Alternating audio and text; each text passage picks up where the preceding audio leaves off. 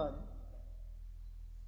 Salve, salve, terráqueos! Mais um episódio do nosso Questão de Saúde Podcast, que eu não canso de dizer que é um podcast meu, seu, nosso, de toda a família, porque tudo que a gente discute aqui serve para todo mundo, absolutamente todo mundo. E vocês sabem que a gente trata aqui de saúde, comportamento e exercício físico. E quando dá, a gente associa, né, tudo isso num papo só. E hoje eu vou estar aqui batendo um papo com a psicóloga Gabriela Tenório, que vai falar para vocês sobre, por exemplo, questões relacionadas à alimentação, ao exercício físico, mas eu vou deixar que ela se apresente, porque acho que vai ser melhor para vocês. Não perde agora, vamos acompanhar. Bem-vinda e desde já... Obrigado por você estar aqui, claro. Viu? Mas fala aí, Gabi, se apresenta para as pessoas, para que elas saibam quem é você. Primeiro é uma honra, né, estar aqui, receber o convite, fiquei feliz da vida. Toda a minha honra. Pois é, meu nome é Gabriela Tenório, sou psicóloga clínica, especialista em desenvolvimento humano pela Federal, nossa Federal, em TCC também, Cognitiva Comportamental, que é a abordagem hoje, né, que é uma das principais abordagens que a psiquiatria indica, porque ela é breve, ela é focada na queixa, ela tem protocolo, ela tem início, meio e fim, tem alta, e é isso aí. Muito bem. Olha aí, já sabem quem ela é, agora vamos começar a explorar seus conhecimentos e tudo nesse bate-papo aqui. Vou chamar de Gabi, porque já conheço há algum tempo, então fica mais fácil e a gente já criou intimidade com vocês, né? Vocês já fiquem à vontade também. Gabi, a nossa ideia hoje é discutir sobre a dificuldade que todo mundo sabe, que é comum as pessoas, primeiro, aderir a hábitos saudáveis, depois manterem essa adesão, certo? Há algo que explique, dentro da sua experiência, ou você acha que consegue, já buscou isso em algum lugar, já ouviu em algum lugar, que explique essa dificuldade das pessoas, primeiramente, ter iniciativa a viver hábitos saudáveis e depois de se manter nesses hábitos saudáveis, principalmente ligados à nutrição e ao exercício físico? A gente sabe que existem vários fatores para o sobrepeso e a obesidade, né? Dentre eles estão os nutricionais, os genéticos, os biológicos e os psicológicos. Quando o marcador é psicológico, eu acredito que a demanda emocional, a questão comportamental, ela é decisiva. Geralmente, pessoas que têm demandas psicológicas, emocionais, elas têm dificuldade de procurar ajuda, seja qualquer uma, fisioterapia, psicologia, nutrição, até mesmo dentro da demanda médica, clínica, psiquiátrica, às vezes. Então, quando elas procuram, é porque geralmente foi encaminhamento, alguém insistiu, ou ela mesma já chegou quase, como elas dizem, no fundo do poço. Então, quando elas chegam para uma assistência, elas já estão ali super carentes de tudo, de um olhar, né, e morrendo de medo do carão que vão levar, né? Porque o que é que elas pensam ou quais são as experiências anteriores que elas tiveram? Provavelmente muita falta de acolhimento quando elas chegaram a esses serviços, que elas chegaram lá já comprometidas clinicamente, de toda a situação que elas possam trazer, é que a avaliação geralmente ela tem um critério às vezes muito, eu não diria caxias, né, mas enquadra a pessoa. Então, eu acredito que essa fantasia que as pessoas têm, que vão levar esse carão, afasta mais ainda. E, quando elas se vinculam ao tratamento, o fator psicológico é decisivo. Supondo que elas tenham algum critério psicológico, precisamos fazer um rastreio. Porque, se ele for e estiver realmente comprometendo a situação, provavelmente ela não vai aderir, ela se vincula um pouco, mas ela abandona. É muito comum as queixas, inclusive os clientes que chegam para mim, encaminhados de nutricionistas ou endocrinologistas, são clientes que têm histórico de desistência. E aí a gente vai trabalhar e vai puxar quais são os motivos, que são vários, né? Eu vou tentar fazer um apanhado de uns 6 aqui para a gente entender. Entendi. Você falou uma coisa que chamou minha atenção agora. Você recebe pessoas encaminhadas por nutricionistas e endocrinologistas. Você recebe pessoas encaminhadas por profissionais de educação física? Não. Não, né? Não. Eu perguntei isso para você para fazer uma meia-culpa. A gente não tem esse hábito. Eu comento muito isso com meus alunos e com pessoas próximas, assim, que acham que tem que ser multidisciplinar, que você tem que combater a causa, e na minha cabeça, pela minha experiência, a causa normalmente ela é de cunho psicológico, ela não é porque você está mais magro, porque você está mais cheinho, não. Na minha cabeça sempre foi isso, e eu acho que você em casa pode observar isso. Eu acho que isso, na maioria das vezes, tem uma causa que te leva a se sentir mais magro, se sentir mais cheio, se colocar nessas condições.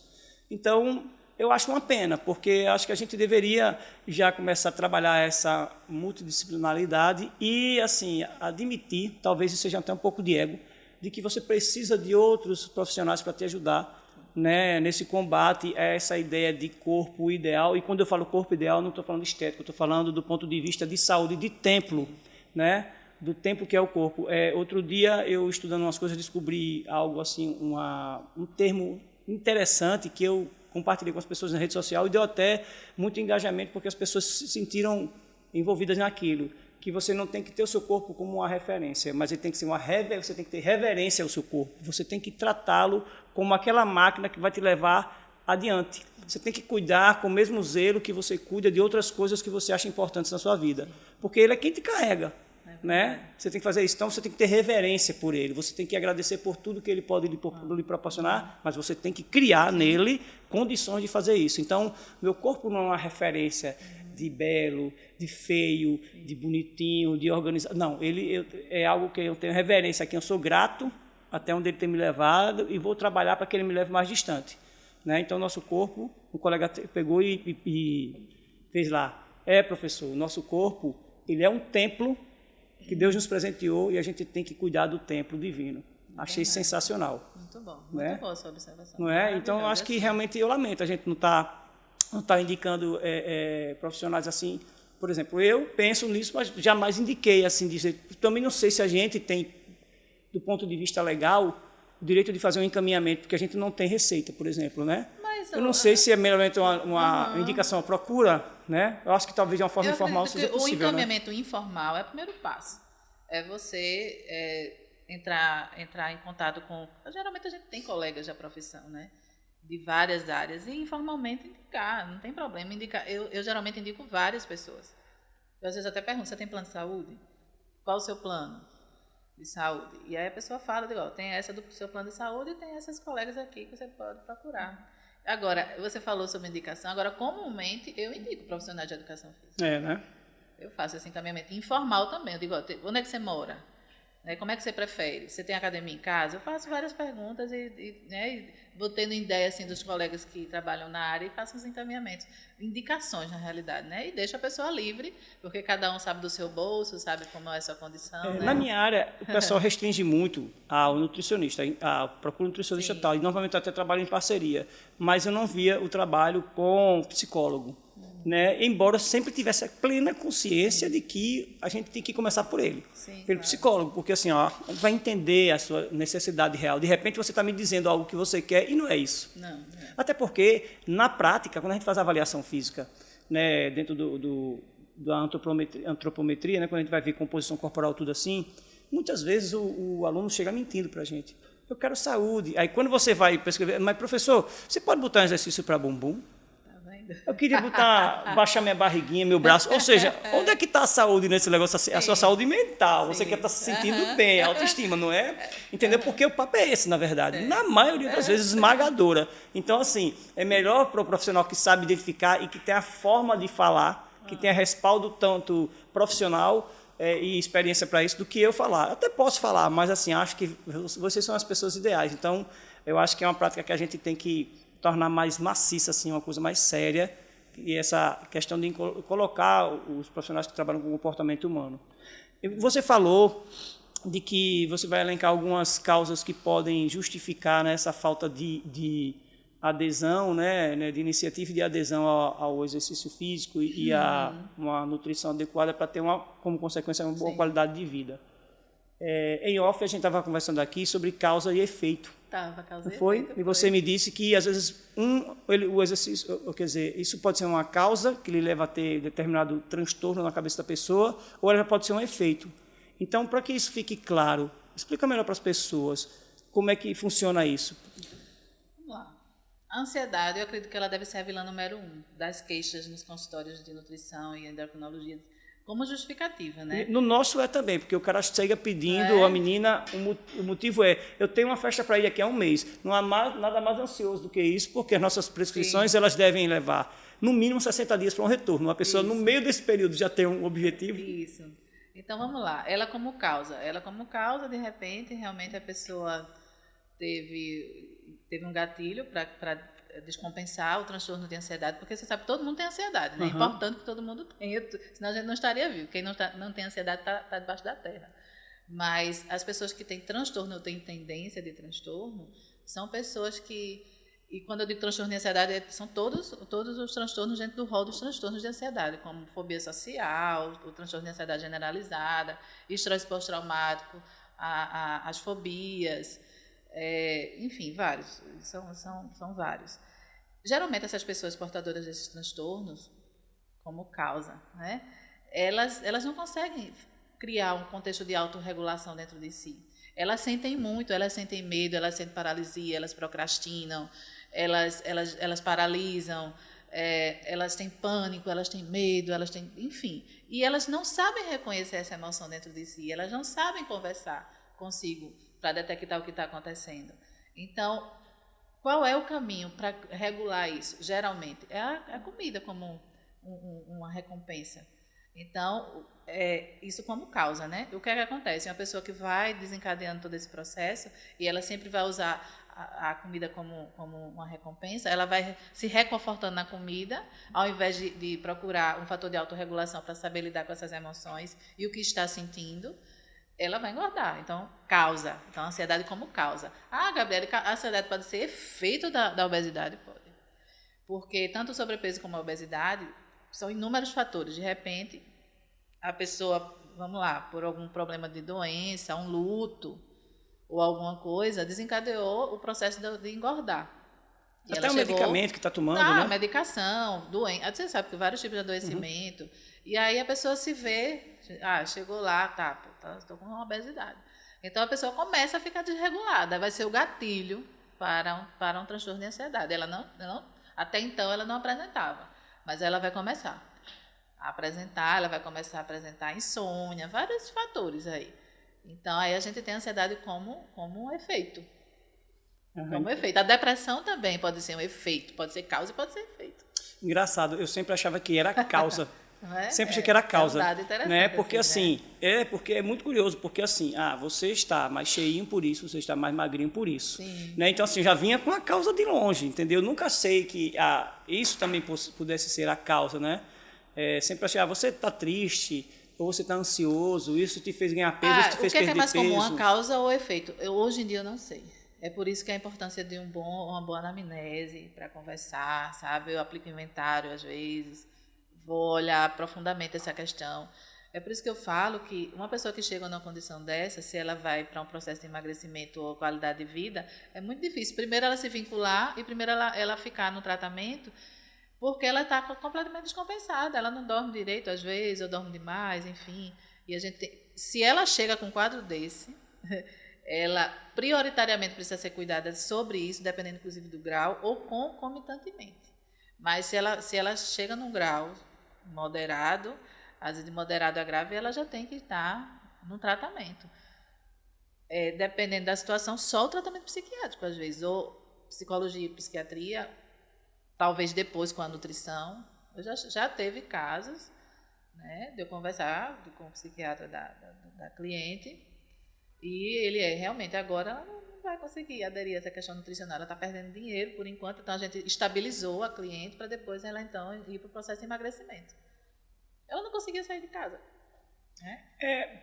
Você, com a sua experiência, você vai, obviamente, jogar um percentual, tá assim, aleatório, pelo que você vai pensar agora, assim, ou então você pode classificar em alto, médio e baixo. Qual o percentual de melhora das pessoas quando elas, antes de iniciar, ou ao mesmo tempo que iniciou um trabalho de orientação nutricional e de exercício físico, juntou a psicologia, a terapia a esse tratamento? Qual o índice na sua cabeça, por sua experiência, de resultado positivo disso, de êxito? Eu entendi. Eu acredito que ela vai ter uma alavancagem de 70% a 80%. Né? Porque nós vamos perguntar primeiro, por que você quer emagrecer? Aí a pessoa fala um monte de coisa, né? Porque eu quero entrar na calça, porque eu quero fazer o projeto verão, porque eu quero ser mais paquerada, quero ter a sensação do bar que eu tiver, eu quero fazer um cruzeiro, quero usar um biquíni, sei lá, um monte de coisa ela coloca lá. E eu digo, mas vamos lá, eu tento aprofundar, mas fale mais um pouquinho sobre sua vida. Você é o quê? Eu quero ser mãe. e eu ainda não consegui porque eu estou acima do peso, a obesidade, isso complica, a gravidez, eu fico pronta, anote isso. O que mais? Porque eu moro no segundo andar, quando eu subo para a minha casa, chego lá, estou cansada, anote. Então, depois que a pessoa coloca o que ela vem na cabeça, um monte de ideia que dá na telha, eu peço para ela aprofundar. E é nessa profundidade que a gente vai chegar lá. É quando as pessoas procuram um motivo nobre, aí ela consegue emagrecer. Quando, por exemplo, ela diz assim, eu com esse jeito, como é que eu vou ver meus netos? Eu ainda tenho 40 anos, estou com isso tudo, quando eu tiver 60 eu vou estar morto. Então, a gente já encontrou uma causa importante aí, um motivo importante, uma motivação nobre, né, para a pessoa. Muitas pessoas dizem assim, eu preciso passar num concurso, e eu gostaria de passar num concurso de área policial. E é o meu sonho, desde criança, eu sonho com isso. É um motivo nobre. Então, a gente vai especificando o motivo nobre, porque ela precisa entender o porquê dela querer emagrecer. Ao invés de ser só por questões superficiais, não estou dizendo que questões estéticas, entrar numa calça e usar biquíni não é bom. Mas isso vai ser um ganho rápido, é uma consequência de quando a gente faz, quando se vincula e consegue fazer, né, aderir ao projeto. É engraçado, você falou uma palavra que para mim é muito importante. Eu fiz até já alguns estudos relacionados a isso, mas envolvendo idosos, não a pessoas com interesse de perder peso ou de ganhar peso. Porque assim, hoje a gente ouve muito e vê muito nas redes sociais as pessoas falando sobre disciplina, sobre constância, e deixaram de lado o termo motivação. Você falou motivação nobre. E assim, a gente tem que entender que motivação é o principal, porque motivação é o start para você ir em busca de alguma coisa. Então, motivo para a ação, você vai se mover. As pessoas dizem, você não precisa só de motivação. Óbvio que não precisa só de motivação, mas sem ela você não vai fazer. A motivação não significa você acordar todo dia motivado, como as pessoas dizem, não, eu me acordei hoje para ir, hoje eu não estou motivado para ir. Não, o motivo ele vem lá atrás, você motivou. O que vai lhe fazer hoje ir ou não ir são condições muito de circunstâncias. Eu trabalhei demais, estou cansado, hoje eu não vou. Não tem problema nenhum. Mas amanhã eu vou tentar compensar esse cansaço. Então, disciplina é fundamental, a questão dessa constância é fundamental, mas a motivação é justamente isso. Eu acho importante isso que você falou. O que, de fato, qual é o grande motivo mais especial que te faz pensar em atingir esse objetivo? Esse é o nobre, né? Quando você fala assim, eu lembrei logo de mim porque eu quero ser avô e quero curtir meus netos. Não é isso? E partindo disso, desse princípio, meu filho tem 10 anos, o mais velho. Sim. Eu vou fazer 50, se Deus permitir, eu estou 50 no ano que vem. Projeto, então, eu vi, projeto meio século. Pois é, projeto meio século, né? Pronto, olha aí o motivo nobre. Pois é. Quando você falou aquilo, eu imediatamente lembrei do trabalho que a gente aplica no consultório, que é justamente isso. Porque quando as pessoas estão vibrando apenas nas 5 primeiras coisas que elas falam, elas vão falar isso para todo educador físico, toda nutricionista que ela chegar. Ela já sabe. Eu sempre falo que o segredo não está no óbvio, está no não óbvio. Nas entrelinhas, né? O que é que não é óbvio para você? É que a pessoa precisa emagrecer para um dia poder ter um plano de vida para ser avô, para ser pai, para poder casar e gestar, e amamentar, e estar bem, e poder subir as escadas e visitar a mãe, e poder fazer a caminhada no parque com o sobrinho e não cansar. Coisas que são nobres. Eu sempre digo assim, quando eu fiz quando eu botei isso assim, definindo, meu plano de vida é esse, né? Ser avô e estar com saúde, quando chegar lá, eu fiz uma conta. Meu filho tem 10 anos, eu chegando com 50, eu tenho que contar pelo menos mais 15 anos. Contando que meu filho fosse pai aos 25, né? Daqui a 15 anos ele seria. Então, eu estaria com 65 anos, e eu quero estar com 65 anos, considerando essa hipótese, com condição de curtir, correr atrás do meu neto. Porque correr atrás dos meus filhos, com menos idade, foi nó. As costas doíam, o menino, aquela coisa... E quando você fala isso, você se emociona? Muito. É aí que a gente pega, não que eu pegue a muito. pessoa, eu não estou enganando ela, eu estou mostrando a ela uma leitura que ela sabe, mas ela não fala para ela. Mas Aí ela se emociona. Então, com essa emoção e depois com a regulação dessa emoção, ela vai começar a sentir. Não há quem segure, né? Quando a gente vai lá no ponto e aperta, né? E aí né? a gente vai, pronto, agora vamos, seja mais específico. Aí eu levo a pessoa a visualização. Imagina você, daqui a 4 anos, como é que você quer estar? Eu levo a pessoa a imaginar-se no parque, assim, eu faço isso mesmo. Aí a pessoa fica emocionada. É aí que a gente entra. Aí a pessoa ela vai até esquecer daqueles momentos em que ela passa no quarto, trancada, tomando remédio, supondo que ela tenha depressão. Porque ela vai entender que ainda existe esse outro lado que ficou adormecido. Eu acredito que hoje, independente da pessoa não ter o diagnóstico da depressão, tem umas pessoas que chegam lá que a gente precisa fazer um encaminhamento porque existe uma hipótese, e ainda existem as pessoas que não necessariamente têm depressão, mas hoje em dia vivem com uma frustração imensa, com tristezas profundas, e pessoas assim perdem a emoção. E se a gente não pegar por esse vínculo e levá-las a uma questão de ter um elan com a vida, sabe? Se emocionar. Pois é, eu acho que quando a gente vai ficando mais maduro, outro dia eu vi um cara diferencial, achei sensacional. Sucesso e significado. Ele dizia assim, que sucesso é algo que a gente almeja durante muito tempo, principalmente se a gente tiver menos de 40 anos. Até os 40 anos, eu quero atingir isso, vai ser meu sucesso. Aí você vai elencar várias coisas que podem ser referência de sucesso para você. Sim. Adquirir algum bem, ou chegar a alguma posição no profissional, enfim. Só que chega um ponto que você começa a mensurar isso de verdade. Então o negócio passa de sucesso a você entender qual é o significado. Sim. Porque não adianta cheguei, e agora? Parou? Qual o significado disso para mim? Então eu vivo a fase sem dúvida nenhuma do significado. As coisas têm que ter um significado para mim para terem sentido. E isso é muito bom, pelo menos a minha percepção, né? Falando aqui diretamente com a psicóloga, que toda vez que, desde que eu entendi o significado das coisas para mim, que eu queria significado, o que aparentemente parecia uma queda era algo que me motivava. Tá, aos olhos da maioria das pessoas parecia uma queda. Nada, isso é uma verdade absoluta na minha vida. Nada, mas absolutamente nada que parecia uma queda na minha vida não foi um estímulo para mim. Sempre foi. E eu sempre consegui algo melhor depois. Eu sempre conseguia. É como se dissesse assim, é hora de você mostrar que você ainda é capaz. E aí, curioso, eu me tornei capaz à medida que eu ficava mais velho. Não é louco assim? Você é mais capaz à medida que fica mais velho. Isso. Quando a tendência é você se sentindo mais velho, ser uma pessoa mais frágil, menos capaz. Porque é a ideia que a gente tem de aposentadoria. Isso. Quando a pessoa se aposenta, eu fiz um estudo com isso, inclusive, as pessoas se sentem sem valor. Sim. Diz assim, se ele mora com os filhos, assim, mas aí o filho diz no primeiro dia, no dia seguinte da aposentadoria, pai vai lá comprar o pão, leva o menino para passear, passeia com o cachorro, começa a limitar, não que isso não sejam prazeres pequenos assim, na sua vida, que você junte e tal, mas assim, é como se você começasse a reduzir o seu valor. Você foi provedor a vida inteira, e aí também tem uma questão do ego da pessoa mais velha e aposentada, poxa, eu não tenho mais valor, só porque agora não vou mais trabalhar, né? Você pode continuar trabalhando de outra forma. Então, além de associar outras coisas que doem nas pessoas. E na minha experiência de vida é o contrário.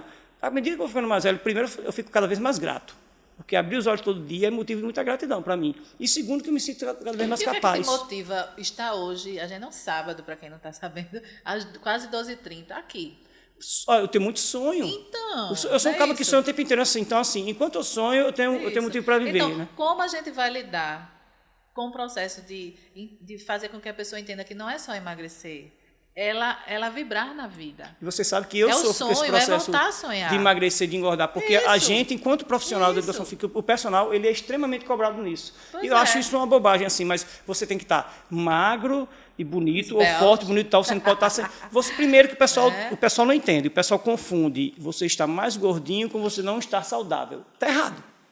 Está errado. Há pessoas que têm um peso maior que a maioria das pessoas, mas ela é mais saudável que o mais magrinho e forte. Quando a gente estava conversando em off... O preço de estar forte, às vezes, é meio complicado. Você me falou uma coisa muito interessante, o Thaís também ouviu isso, sobre que quando a gente começa um processo de atividade física, um plano alimentar, tudo direitinho, a gente quer logo a recompensa, né? Quer um atalho para conseguir logo, só que demora um pouquinho.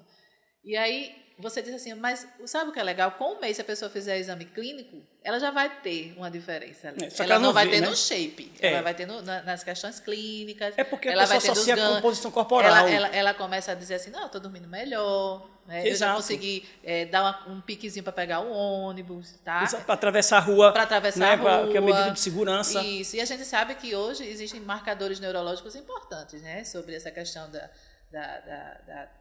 da perna, do equilíbrio, né? Que para prevenir certas doenças no futuro. E as pessoas, elas não levam em consideração isso. Tem um estudo agora recente, eu não tive acesso ao estudo, mas foi muito divulgado, né? Vou até pesquisar, que diz que quanto mais força e resistência você tiver nas pernas, você tem menor risco de desenvolver demência na velhice. Né? Eu não sei é um marcador extremamente importante. Qual foi o método que foi utilizado, onde foi publicado, enfim. Mas se isso é de fato uma verdade, isso é uma coisa muito relevante, né?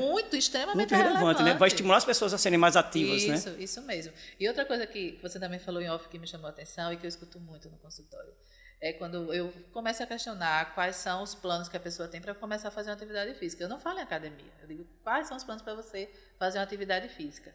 E aí ela diz assim, eu gostaria muito de ir à academia, mas em academia só tem gente magra e bonito, esbelto, e que mais? E pessoas assim com roupa bonita e com cabelo bonito. Olha a ideia. No meu ver, eu acredito que estou certa, a academia é lugar de pessoas que querem ter uma qualidade de vida melhor. E lá deveria ter, inclusive, pessoas acima do peso. Lá que as pessoas acima do peso deveriam estar, né? Exatamente. Não estou dizendo que quem já está no peso tem que sair, mas é lá na academia que essas pessoas precisam estar. É uma impressão minha, ou realmente elas não são bem acolhidas na academia? Pessoas acima do peso têm estigma de verdade? Posso lhe garantir que não são bem acolhidas de uma maneira geral. Eu não são, aqui, né? Não são. Eu digo assim, isso sempre foi uma coisa que eu coloquei. Eu já fui gestor de academia, eu fui gestor de grupo de pessoas que trabalham na academia. E eu sempre disse... o que é que falta? Olhem para isso. O quê? Mas é da administração da academia ou das pessoas que frequentam? Olha, assim... O estigma. A administração da academia muitas vezes também peca. Umas pecam, outras não. Mas é assim, piadinha interna ou a pessoa percebe que não é bem acolhida? Eu vou dar um dado só para você entender. Muitas vezes, é da parte mais alta da academia, dos donos, por exemplo, não absorver pessoas para trabalharem que sejam gordas ou magras demais. Então, já parte dali. Eles, não quero não, esse profissional, ele é feio. Ele é gordinho, ele é magrinho demais. O próprio pessoal da academia, muitas vezes, assim, isso vai talvez me causar algum problema com colegas, não importa, mas é uma grande realidade, a gente tem que repensar isso. Essa pessoa não cabe lá. Tanto é que a gente, como eu havia dito aqui um pouquinho antes, a gente é cobrado de ter uma estética dita aceita. Ou seja, essa menina vai ficar na recepção, ela é gordinha, não serve. Entendeu? Assim, como é que a pessoa vai por semelhança? Porque você sabe que a gente é acolhido e percebe as questões do mundo por semelhança, né? Não é louco? Eu não vou encontrar um semelhante meu lado, tipo uma pessoa normal. Porque a gente sabe que existem corpos normais e não necessariamente essa pessoa está clinicamente comprometida, né? Às vezes é o contrário.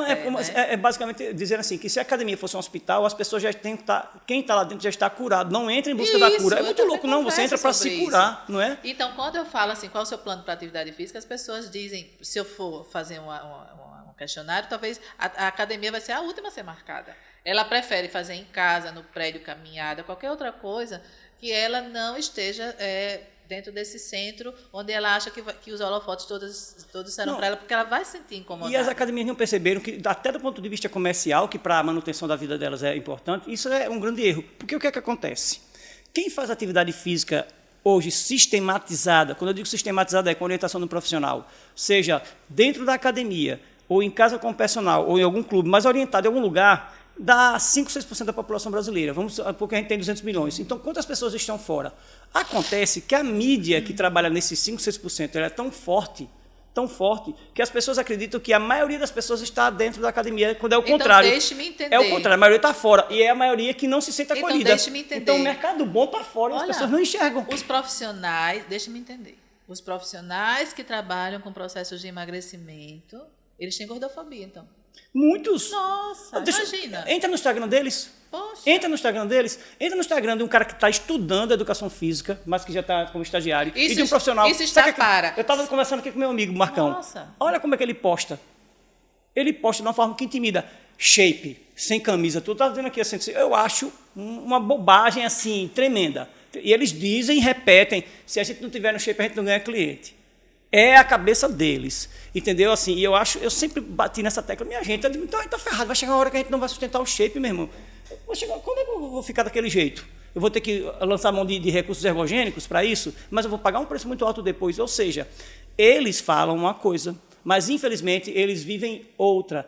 Olha o Instagram do cara, não, eu vou lhe ajudar a emagrecer, vou lhe ajudar, porque ele mesmo não entende que quando ele fala em emagrecer, ele não está pensando na saúde da pessoa, está pensando em deixar a pessoa bonita. Acontece que beleza é uma coisa cíclica, né? Sim.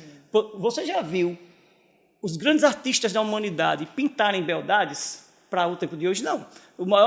Se a gente tem hoje as grandes obras pintadas por artistas, por exemplo, foi na época do Renascimento e as beldades eram todas cheinhas, porque a ideia de beleza naquela época era de saúde. E ser saudável era uma pessoa que tinha fartura, por exemplo, em alimento, era uma pessoa cheinha. Se você pega Michelangelo, você pega Da Vinci, as obras não tem ninguém shapeado. Quando você vai ver coisas da Grécia, aí você vê. Mas por quê? Porque a Grécia é o berço do culto ao corpo. E ali naquela época, aí sim, os caras eram soldados, os caras eram caras que brigavam naqueles templos, como era o nome, gladiadores. Aí, naturalmente, a vida dos caras era fazer força e tal. Então, pela natureza do que eles viviam, eles naturalmente se tornavam fortes. Não que eles viviam necessariamente fazendo algum tipo de exercício. A funcionalidade os levou a ter aquele físico. Só que no Renascimento, a vida era de muita contemplação à arte.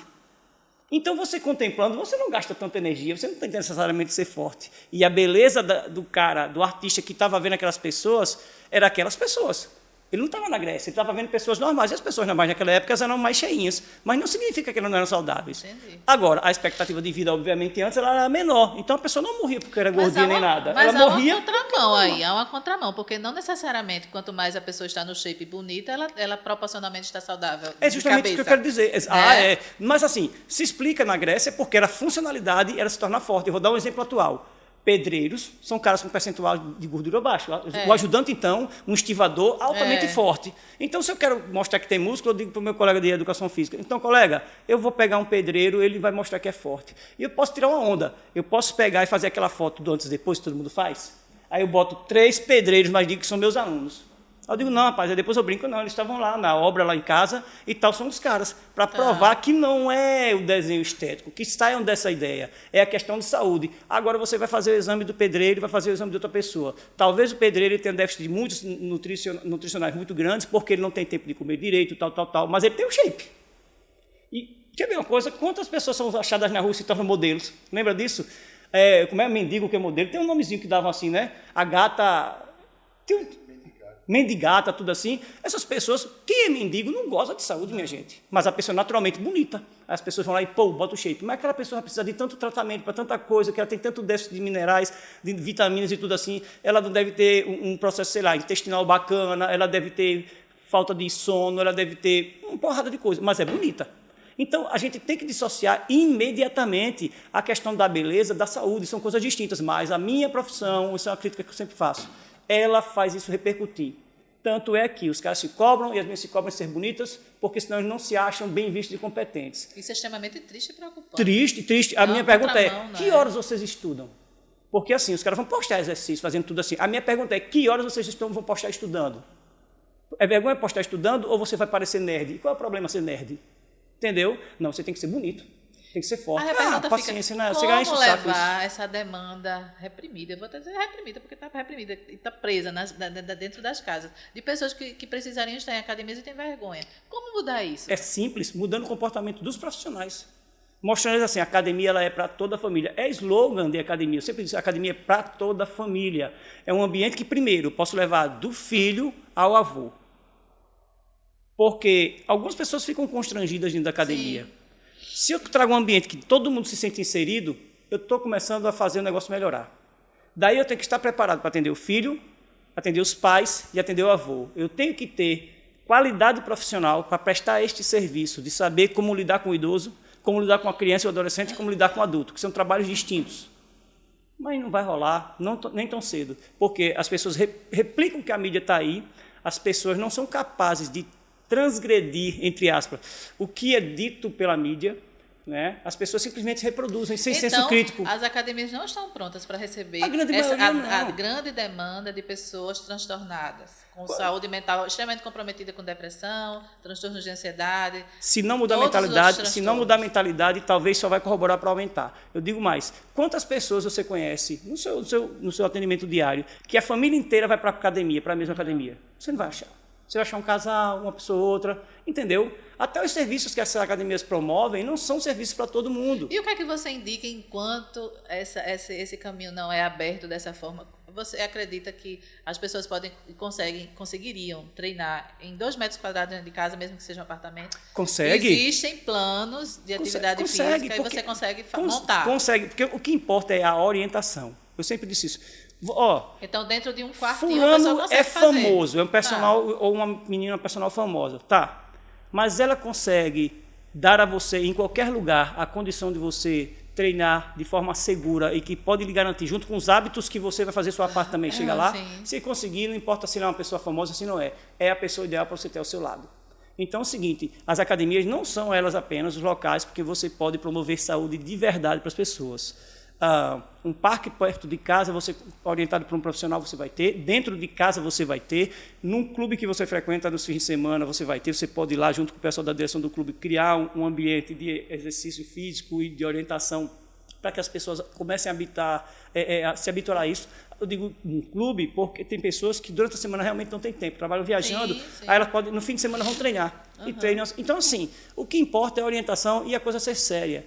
Mas independente de idade. Claro, todo mundo tem que se mexer. Quanto mais velho a pessoa é, do ponto de vista cronológico, melhores são os ganhos. Sim. Porque eu vou dizer, uma coisa sou eu ter conseguido emagrecer ou engordar. Outra coisa sou eu conseguir levantar e andar sozinho de novo. Você leva em consideração... Tá entendendo? De novo. Aí, imagina que ganho é esse. Você leva em consideração. Eu acredito que você leva, sim. Porque eu já peguei situações que não, infelizmente. Pessoas que tomam muita medicação, você sabe que a marcha dela é comprometida, e várias situações até de questão de como é que eu diria, de posicionamento dentro do ambiente, questão sinestésica mesmo, é diferente. Você leva em consideração para montar um plano de atividade física para uma pessoa que está tomando um monte de medicação? Tem que levar. Sabe por quê? Porque você sabe que as pessoas não levam, né? Sim, mas tem que Parece levar. que bota no bolo todo junto, Não, né? tem que levar. Tanto, a prescrição ela é algo que tem que ser assim, individualizado. É um princípio do treinamento físico. Mas você vê isso a com individualidade frequência? Biológica. As pessoas levando em consideração isso? Não.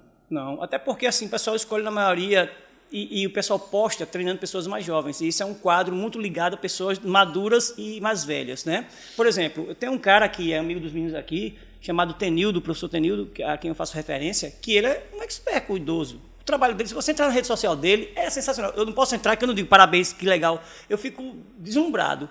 Outro dia ele deu aula para uma idosa, ele estava dançando com ela. Sabe o ganho que aquilo é para aquela mulher? É absurdo. Ela meio devagarzinho, tudo, mas o que era importante para ela naquele treino era muito nítido para mim, que sou profissional. Não era o movimento, mas o que aquele pequeno movimento, com tanta dificuldade, gerava de emoção e de coisa para ela, a dopamina, porque ela estava deslumbrada, sim, dançando. Então, assim, veja, para muitos, dançar é fazer como uma lambada que a gente fazia, rodar e jogar a pessoa pegando na... Beleza, dava para a gente essa sensação bacana. Mas aquela pessoa, aquela senhora ali, por exemplo, ela tinha dificuldade, ela não ia fazer esse gesto.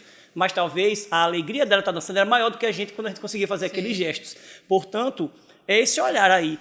Tem um colega que eu tenho visto postar recentemente, eu gosto de fazer menção às pessoas assim para valorizar o trabalho delas, que é o Gera Personal, trabalha no Aldebarão, a gente se encontra.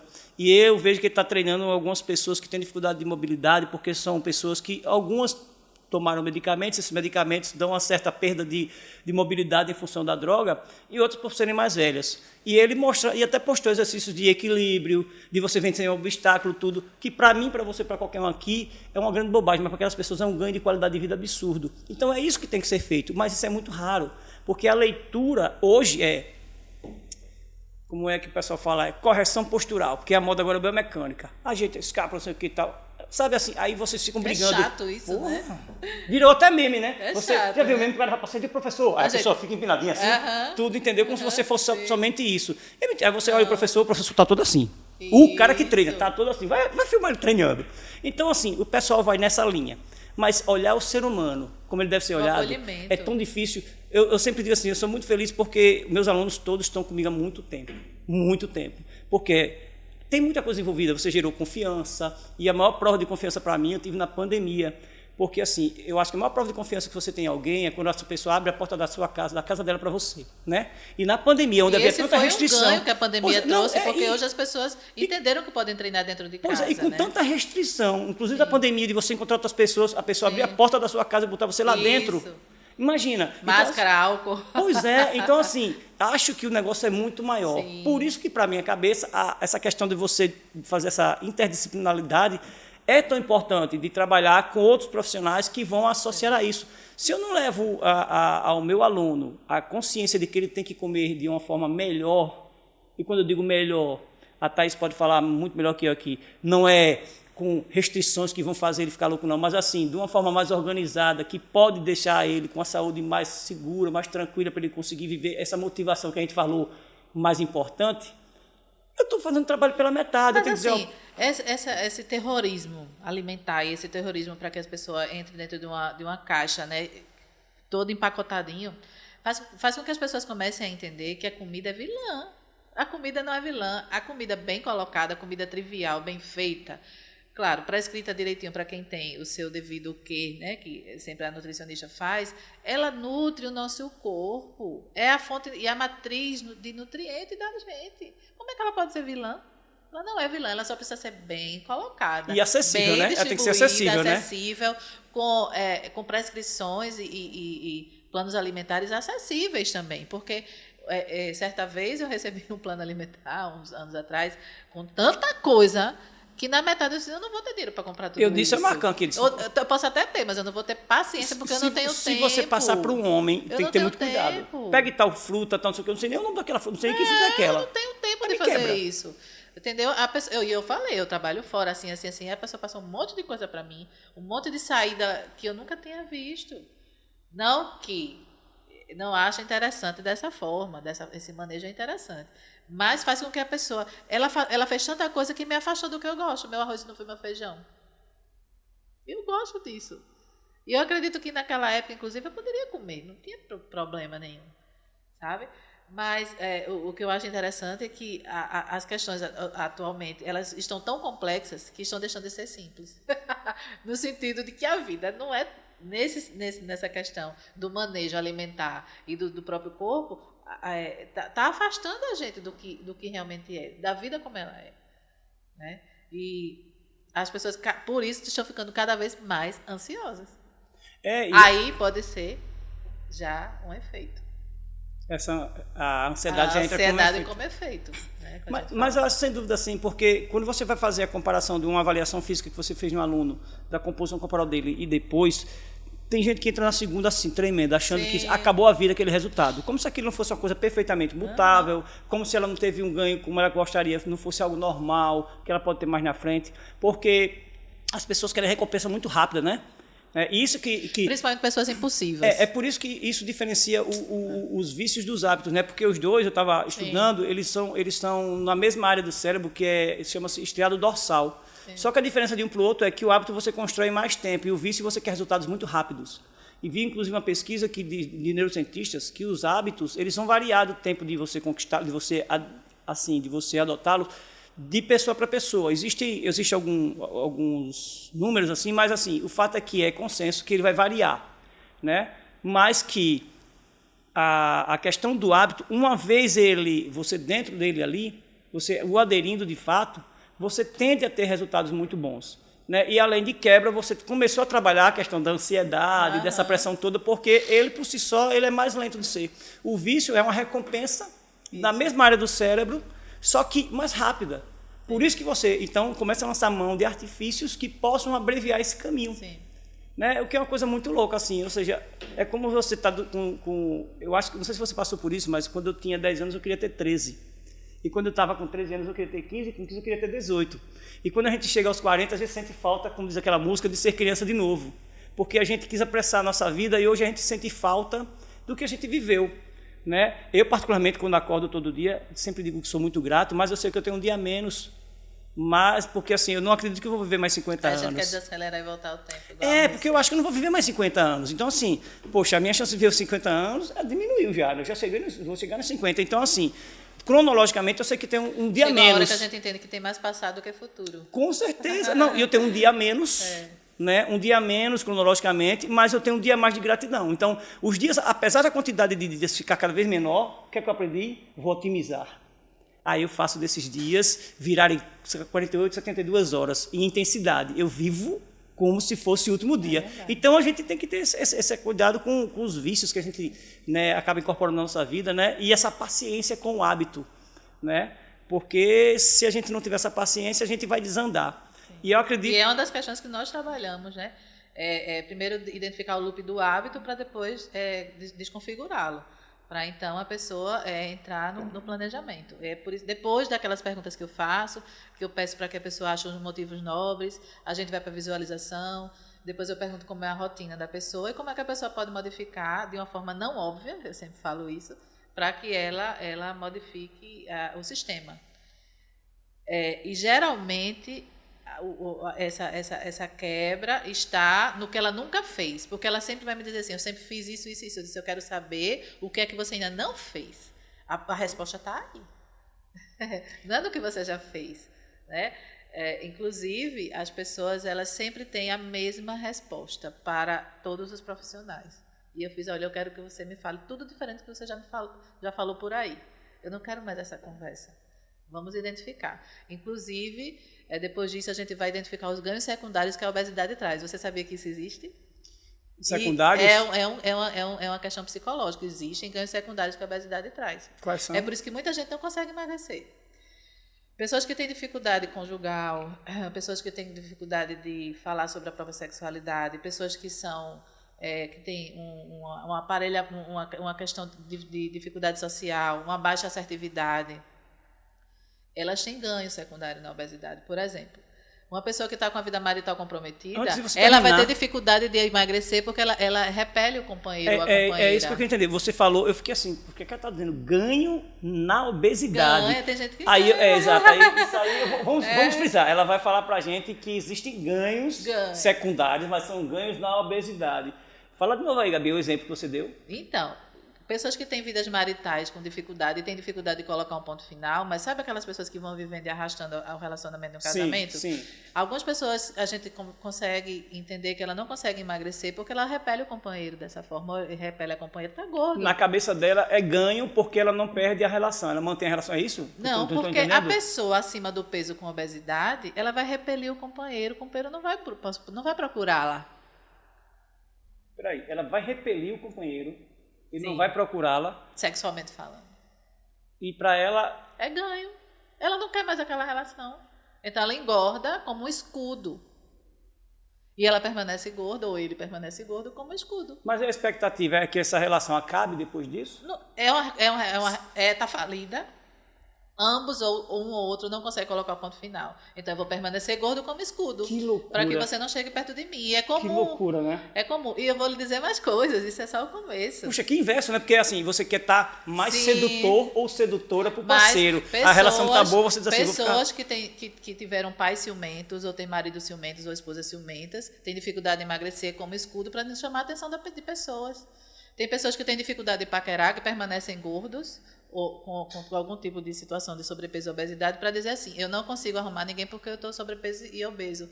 Mas é porque a pessoa não tem traquejo social para paquerar. Então, ela diz primariamente que ela é obesa, por isso que ela não consegue. Ou então, eu não consigo passar no concurso porque eu tenho dificuldade, não sei o que, e começa sempre a justificar a obesidade como escudo.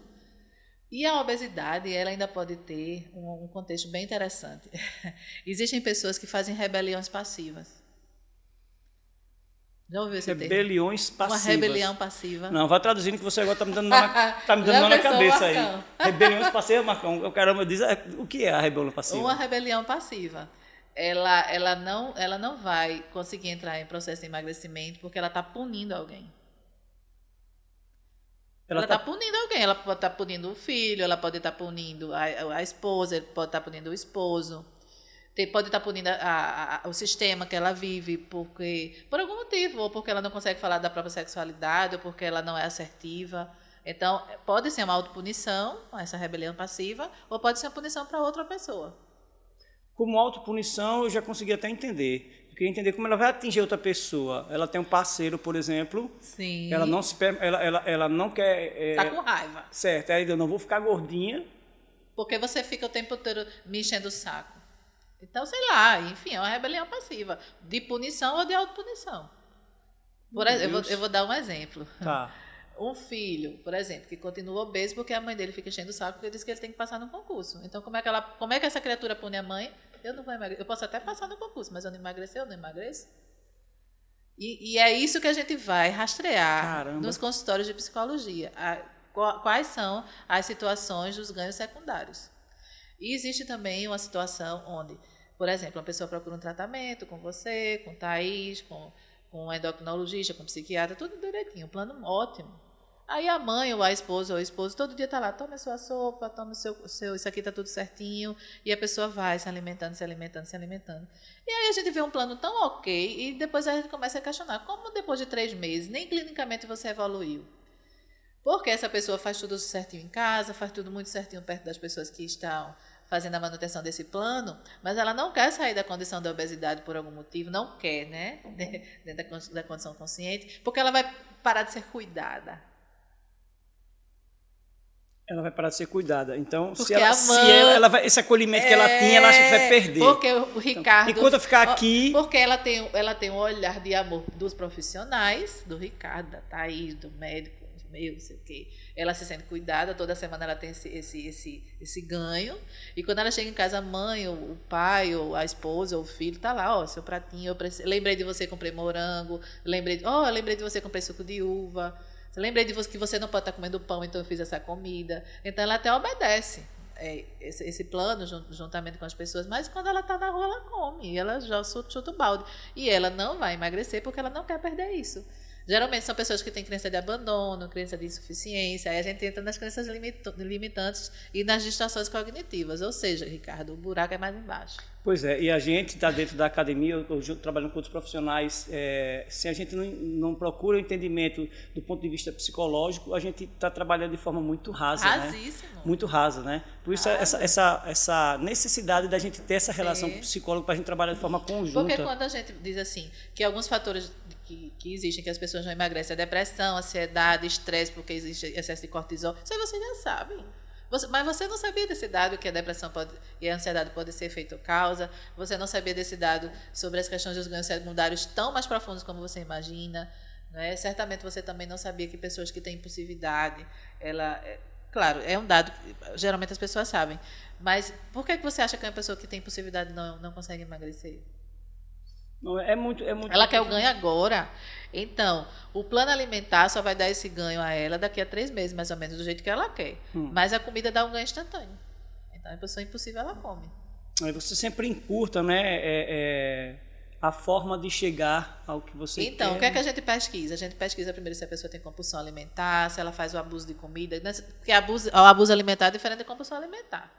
A compulsão alimentar, a pessoa come muito em pouco tempo, até se fartar, se empanturrar, fica cansada e para de comer. E imediatamente tem o arrependimento. O abuso alimentar não. O abuso alimentar ela come uma pizza daqui a 2 horas da tarde, 16 horas um sorvete, 18 horas uma sopa e 10 pães.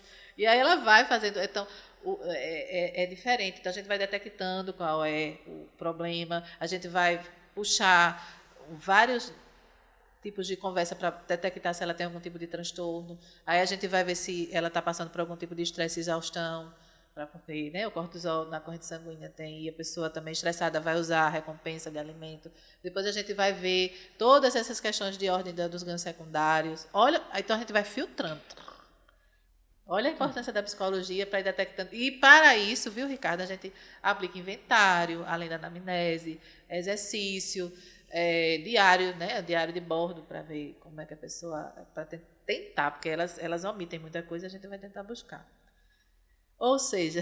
É muito masculino do que a gente imaginava. Eu vou pedir licença para fazer uma observação aqui, né? Dizer que a gente aqui no Questão de Saúde Podcast, a gente tem um parceiro, né, maravilhoso, que é a papelaria e distribuidora Amarelinha, que você pode entrar no Instagram deles lá, papelaria Amarelinha MCZ, que você vai ter todas as informações necessárias sobre a papelaria Amarelinha, mas entre outras coisas que eles fazem, essa caneca aqui que todo nosso convidado é presenteado e que gosta, que você chega lá, você faz na hora, né? E além disso tem outros produtos para presente, ou para personalizar, como agenda, como copos, como caneta, como caderno, e obviamente todo material escolar. Então você pode procurar, você entra no Instagram, papelaria Amarelinha MCZ, que vocês vão ter todas as informações e com certeza vocês vão ficar encantados. Assim, o atendimento é excepcional. E se você for na loja da Via Expressa, que fica na Galeria São Nicolas, tem um ponto de café lá. E para quem gosta de café, viu? É muito bom. Então, assim, agradecimento mais uma vez à papelaria Amarelinha, que é nossa parceira e que eu garanto que se vocês forem, vocês vão acreditar em tudo que eu estou falando, tá certo? Gente, eu estava aqui, eu tenho algumas coisas anotadas aqui, né, para a gente discutir, e quando você falou sobre a questão então as academias não estão preparadas para receber essas pessoas, tem uma coisa que a neurociência diz, que eu até anotei assistindo um cara falando esses dias, que a modulação do ambiente é fundamental, ou seja, adaptar-se ao ambiente. Como é que você vai... Porque tem aquela coisa, que o homem é produto do meio, mas o homem também é produtor do meio. Sim. Então, se você está num meio que ele não lhe dá o acolhimento necessário, esse ambiente não está modulado para você. Sim. Não é? Então, ele se propõe, enquanto empresa, ser um ambiente para você, mas enquanto essência, princípios, valores, ele não é para você. Sim. Ele não está. Você entra lá e não é para você. É uma propaganda enganosa, inclusive, né? Porque não é. veja, a ideia é dar recepção ao profissional que está lá dando aula, serem pessoas hoje, né, slims e bonitas. E aí a gente falou muito em pessoas com obesidade e sobrepeso, mas vamos falar das pessoas muito magrinhas também. Que são vítimas também de muito preconceito, que tem relação com algumas doenças, né? Se a gente for falar da anorexia, por exemplo, da bulimia, são pessoas que, por conta de querer ver essa vida avessa à obesidade, exageram e perdem a ideia de imagem corporal. Né? Assim, eu já presenciei inúmeros casos com essas pessoas assim e tal. E ainda tem a vigorexia, né? Que seria o inverso da anorexia, que são os caras, mulheres que, né? Exato, que treinam um absurdo e não se enxergam já no shape que eles queriam. Acho que é pré-gorexia. Eu fiquei muito surpreso quando conheci a ortorexia, né? Que, para quem não sabe, é um transtorno que faz com que a pessoa seja extremamente seletiva em relação aos alimentos. Por exemplo, ela come somente aquilo que ela acredita que realmente é benéfico do ponto de vista nutricional. Tem as vitaminas adequadas, tem os sais minerais adequados, assim vai. Mas se ela comeu aquilo durante a vida inteira acreditando naquilo, que aquilo era bom, e descobrir hoje que não é, ela deixa imediatamente de comer. E mais, ela critica todo mundo que não come igual a ela passa a ser uma pessoa socialmente antipatizada, porque ela é aquela pessoa que é tão criteriosa que acha que quem não faz igual a ela é uma pessoa ruim, errada, displicente, negligente, e aí ela começa a tratar a pessoa de uma forma ruim. Ou seja, o transtorno começa a transcender a sua própria vida, atinge as outras pessoas, a sociedade, o meio dela vive. É um tipo de investigação que a gente também faz no consultório. E é muito maluco. Então, faz, sim. Tudo isso, e assim, quando chega para a gente, quando chega para a Thaís, a gente sabe que é muito raso as informações que elas vão nos dar. Então, não são suficientes para que a gente consiga combater de fato causa e efeito. A gente vai estar trabalhando ali no meio campo. Mas eu acho que é chegado o momento pelo menos essas 3 áreas, da nutrição, do treinamento e da psicologia, se juntarem e fazerem um trabalho sério. E quando é sério, eu digo, não é aquele trabalho que vai ser na mídia um estouro, não. É aquele que a gente sabe que, de fato, de forma efetiva, vai chegar às pessoas e vai dizer assim, poxa, era isso que eu estava buscando. Com essa preocupação, era isso que esse acolhimento. Pois é, era isso que eu estava buscando. Sim. Então, assim, é fundamental que a gente faça esse tipo de coisa. E aí, você já deve estar em casa pensando assim, poxa, o Ricardo está fazendo menos perguntas, está batendo muito papo, porque a ideia hoje desse podcast era ser um bate-papo mesmo assim. Porque a gente tem algo para apresentar a vocês em breve, a gente não vai dizer necessariamente tudo aqui a vocês agora, mas tanto a Gabi comigo e a Thaís, a gente tem um plano de um trabalho, né, multidisciplinar que a gente vai colocar em prática em breve. A gente está no momento de moldar isso daí, mas que com certeza vai abordar tudo isso que a gente falou agora. Vocês aguardem, porque a gente vai trabalhar sobre isso, mas o que a gente já pode adiantar é que isso vai ter um atendimento multidisciplinar, não é isso? Multidisciplinar. A Thaís, que a gente fala tanto, viu, a Thaís Tenório, é a nossa nutricionista. Filha dela, inclusive. Minha filha. Hoje ela não pôde vir, ela usa ator de modelo, depois a gente mostra. Isso. De modelo. Isso, mas ela também vai estar presente. Tem várias formações, acho que esportiva, clínica, fitoterapia também, e principalmente esse olhar, né, para uma nutrição comportamental, certo? Onde ela aborda que a alimentação não é vilã, é muito interessante a abordagem dela, e a nossa clínica, em parceria com o Ricardo, vai trazer talvez um termo que a gente nunca parou para pensar, né, Ricardo? A gente estava conversando muito, a gente não... que todo mundo tem plano de saúde, tem até plano de morte, né? Mas não tem plano de vida. Pois é, o nosso trabalho vai mostrar um plano de vida para vocês. Um plano de vida para vocês, dentro de uma situação extremamente acessível, né? Provavelmente numa modalidade trimestral, a gente vai estar pensando aí em situações que seja acessível para todo mundo, inclusive para quem trabalha bastante. Quem tem essa Orgeriza Academia também, a gente vai encontrar vários tipos de saída conosco mesmo, né? E principalmente buscar dentro da sua história o porquê de você ainda querer estar por aqui no mundo. Qual é o seu plano de vida, qual é a sua história. Fazer com que você abrace a sua história. Né? Tem até lá no meu Instagram que a minha missão é fazer com que a pessoa abrace a própria história e avance, né? Sem ficar mais justificando as questões anteriores, deixar o passado para trás. Pois é. A ideia é a gente tornar a sua vida mais leve, né? Por favor, entenda aqui leve como uma coisa prazerosa. Desculpa. Então, assim, essa é a ideia. A gente já vinha discutindo algumas coisas antes e aí a gente resolveu tornar isso um projeto de verdade, factível. Mas para que ele fosse factível, ele teria que ser acessível, né? Para qualquer pessoa conseguir fazer. Então, está sendo moldado, a gente já começou a dar os primeiros passos, isso vai ser para uma coisa em breve, não vai ser uma coisa a longo prazo, não. Já é médio prazo.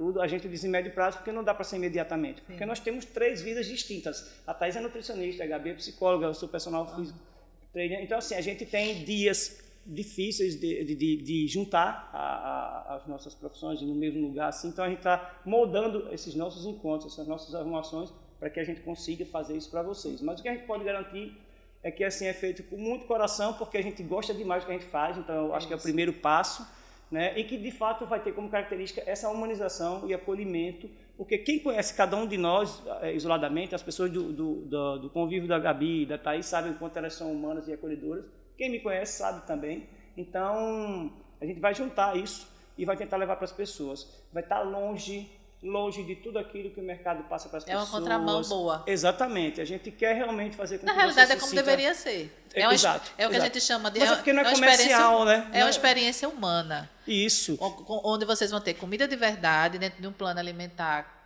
com um olhar bem assim, onde a pessoa vai olhar o seu corpo e sua alma, dentro de um experimento simples para que você possa fazer, no alcance ok.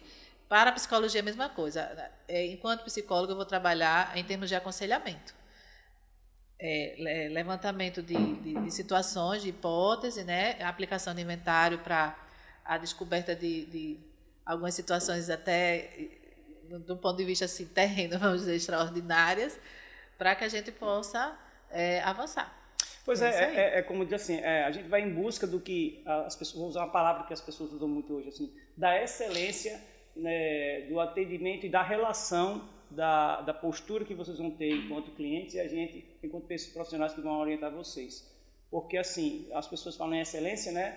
Mas eu aprendi que excelência nada mais é do que uma série de comportamentos que isoladamente não teriam nada demais, mas que em conjunto leva você a resultados extraordinários. Então, a gente vai tentar juntar isso, né? Para a gente poder fazer com que vocês tenham realmente acesso a algo factível, efetivo e duradouro, porque como eu sempre digo, a gente quer ter uma vida com qualidade e longevidade, não é só uma coisa ou só outra, eu não só quero qualidade de vida, eu quero longevidade, eu não quero só longevidade, eu quero longevidade com qualidade. Sim. Então, como por exemplo, o meu plano de vida é ser avô saudável, eu tenho que no mínimo, eu fiz uma conta aqui, de 15 anos estar muito bem, então assim, eu não sei como você se olha, mas acho que assim, há alguns anos atrás, um cara me disse isso, essa é a pura verdade, você com 40 anos de idade era uma pessoa dita já meio caminho andado para a morte, ali você estava meio devagar. Hoje em dia as pessoas com 40 anos são jovens, sim, mas a gente tem que manter essa jovialidade, não por uma questão de visual, mas assim, o Marco é pai, sabe disso. Poxa, quanto eu quero curtir meus filhos? Muito, mas muito mesmo assim. Então, eu não perco nada da escola, eu curto, eu quero continuar curtindo. É verdade. E com meus netos eu quero estender. Então, meu plano de vida é ser avô ativo. Então, eu não posso fazer um planejamento de 3 meses, como um treino que eu vou fazer a reavaliação a cada 3 meses, ou nutricional. Nosso objetivo não é esse. Pois é, nosso objetivo é viver mais. Então, o plano de vida ele é uma coisa que vai trabalhar de forma longínqua, mas que a cada dia que você se propor a fazer exatamente o que de uma forma alegre, você vai perceber, tranquila. Eu estou no caminho certo, estou conseguindo. E vocês vão conhecer mais gente nesse período, vocês vão ter um monte de gente para trocar ideia, vocês vão achar o máximo, porque nesse plano de vida a gente tem uma surpresa que a gente só vai falar depois, sim, que vocês vão achar diferente de tudo que vocês viram assim, poxa, realmente é a nossa prova de humanização, né, sim, e de acolhimento. Sim. Vai ser isso daí. Muito bom. E vocês vão, assim, a surpresa maior realmente é esse olhar que a gente tem para o corpo e para a alma, né, Ricardo? Que a gente se preocupa demais. O acolhimento vai ser o carro-chefe dessa história toda, principalmente entendendo que você tem uma história anterior, mas a gente necessariamente não quer saber o que já deu errado, a gente quer saber assim, o que é que precisa dar certo. Pois é. É outro olhar, a gente não quer mais a mesma história. A gente quer agora olhar para as questões não óbvias, né? E vamos embora. Tô feliz, tô também, tá vendo? E não foi fácil gravar o podcast, não foi? Com certeza. Próxima vez a gente vai trazer a nossa nutricionista aqui para ela bater um papo, ela mais relaxada, né? Porque ela só atua de modelo assim, nossa, que moça bonita. Não, mas ela também fala muito bem, vocês estão precisando, né? Vocês vão conversar com ela, vocês vão ver, não é isso? Eu acredito que a gente não precisa falar coisas específicas, né? O que vai acontecer. Quando a gente montar o pacote, a gente vem de novo. A gente vem de novo e vocês vão ter noção direitinho, a gente vai fazer muito bonitinho. Mas, ó, tá vindo aí algo de muito coração para vocês, tá certo? E é aquilo que eu sempre digo em relação ao podcast, eu vou dizer em relação a esse projeto, assim, só tá dentro quem se sente realmente à vontade com aquilo. A gente sempre quer perto da gente aquelas pessoas que acham que vale a pena. Se não acha que vale a pena, não tem problema nenhum. Você vai seguir sua vida com aquilo que você acha que vale a pena. Então, eu quero encerrar aqui o podcast dizendo mais uma vez que eu sou muito grato à audiência das pessoas que acompanham aqui pelo próprio Instagram e Spotify e também por minhas redes sociais, dizendo que se você gosta, se o conteúdo dele é importante para você, se você acha que realmente é relevante, tudo que é bom a gente tem que dividir com quem a gente gosta. Sim. Então compartilha, né? Você vai lá, clica nas notificações se você quiser sempre receber coisas sobre a gente, aqui sobre o nosso conteúdo, se inscreve no canal, porque assim, é uma forma de você multiplicar aquilo que você acha relevante. Não é pelo canal não, mas é por você, por quem você gosta. Também se não gostou, se não quer fazer isso, não tem problema, mas eu agradeço do mesmo jeito e a gente se vê novamente em breve. E em breve esse conteúdo vai estar para vocês e mais novidades ainda. Beijos para vocês, obrigado, muita luz e muita paz.